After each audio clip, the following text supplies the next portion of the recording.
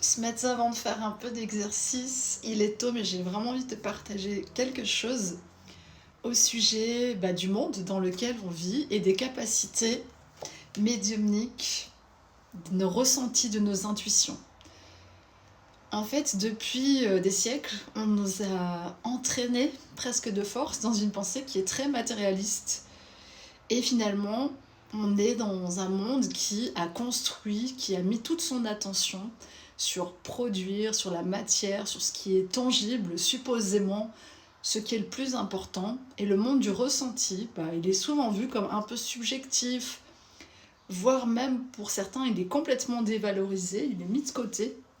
Alors qu'en fait, c'est la deuxième dimension de la matière, c'est la lumière, c'est le ressenti, c'est l'intériorité. Et pour moi, un monde qui est coupé de sa racine, qui est coupé complètement de son inconscient, qui nie même la place de l'inconscient dans la vie humaine, c'est un monde qui est fou. C'est pour ça qu'aujourd'hui, on est tout un tas de personnes à venir à reparler de ces sujets-là et à démontrer nos capacités dans ces matières-là, à montrer que de toute façon, ça a été prouvé même scientifiquement, la matière, finalement, c'est une interaction énergétique, purement et simplement. Ce sont des atomes, des particules qui s'agglomèrent pour un moment, et selon la vitesse de ces particules, nous, on les perçoit comme tangibles, comme solides, dans nos ressentis. Donc on est bien sur un ressenti, sur une perception. Et notre perception crée aussi ce monde de matière. C'est notre monde intérieur, nos idées, les choses qui naissent à l'intérieur de nous, nos convictions, nos conceptions, notre imagination, qui créent le monde de demain. Donc c'est vraiment très important de se rebrancher là-dessus et de trouver ta part personnelle dans l'équation. Quelles sont tes capacités à écouter à l'intérieur de toi en silence, à rêver ce monde pour toi, à sortir des paradigmes anciens. Parce qu'on est vraiment là-dessus ces derniers jours. Donc si tu suis régulièrement, tu verras qu'il y a un fil d'or dans tout ce que je te partage. On est sur cette évolution, sur ce nouvel humain, sur cette mutation. Et du coup, il faut se réapproprier, évidemment, absolument, la lumière.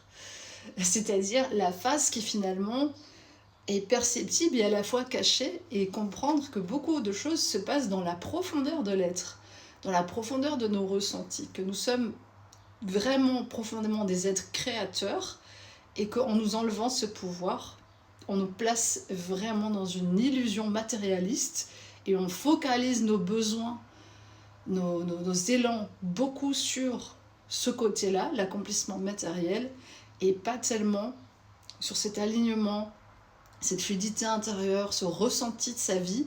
Parce qu'au final, tu peux être dans un palace, dans un palais et être extrêmement malheureux. Tu peux être dans une cabane au fond des bois et être super épanoui. Donc ça n'a rien à voir. C'est pas corrélé directement. C'est génial si tu peux avoir de la matérialité, de l'abondance financière, et on le souhaite à tous, à chacun. À chacun. Parce que vraiment, ça amplifie ta vie. Ça résonne autour de toi. La matière devient un résonateur de ton élan vital. Mais ce n'est pas uniquement une question de matériel. Et comme ça fait des siècles qu'on est dans cette conception matérialiste, mécaniste de l'univers, depuis Newton et même avant, il y a vraiment ce principe spirituel qui a été happé par les religions, avec des conceptions qui ne parlent pas à tout le monde et qui sont limitées, limitantes, et qui font que la spiritualité aujourd'hui, elle connaît un véritable essor, tout simplement parce que beaucoup de personnes, beaucoup d'êtres humains, dont tu fais sûrement partie aussi, ont compris qu'il y a d'autres choses, il y a d'autres dimensions, et c'est important de se connecter à ça, peu importe le nom qu'on va poser là-dessus. On est dans un moment de grande abondance, avec cette pêche du héron, un moment de grande abondance, notamment au niveau spirituel. Un moment d'élévation de conscience, un moment où on peut vraiment faire des pêches miraculeuses, si tu vois ce que je veux dire.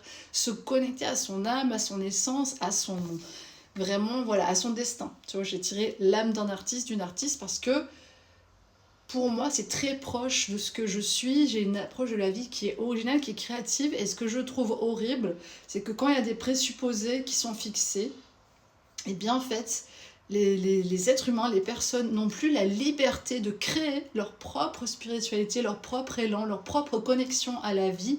Et ça, c'est couper les gens de leurs racines profondes.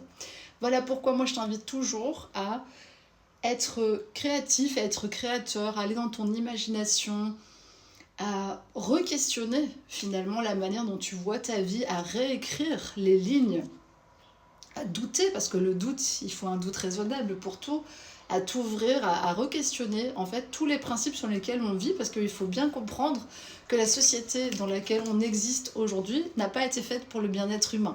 C'est une société de production, c'est une société de résultats, c'est une société qui met à l'avant l'industrie, les fleurons technologiques, etc. Mais sans être humain, il n'y a pas de vie. Donc, peut-être comme moi, tu privilégies l'interaction directe, des comptes où la personne est réellement là, présente, parce qu'il y a aussi en ce moment beaucoup de faux comptes, beaucoup de personnes, en fait c'est pas des personnes, tu vois, c'est plus des humains, c'est des images numériques, des doubles numériques. Et moi je t'invite en tout cas à faire aussi attention à ça, à vraiment ressentir au fond de toi. Le ciel est magnifique, hein, c'est pour ça que vous me voyez regarder, mais c'est une vraie peinture. Peut-être que je mettrai une petite image à la fin, parce que c'est vraiment très très beau. Et il y a beaucoup d'inspiration disponible en ce moment dans les sphères justement vraiment médiumniques. Donc si tu as envie de développer ces capacités-là, tu peux le faire par toi-même spontanément, en t'accordant à la vie, au vivant, en respirant. Il y a plein de pratiques qui peuvent amener à ça. Et puis évidemment, tu peux aller vers des personnes qui pratiquent déjà une forme de présence à soi, de pleine conscience, d'art ou autre.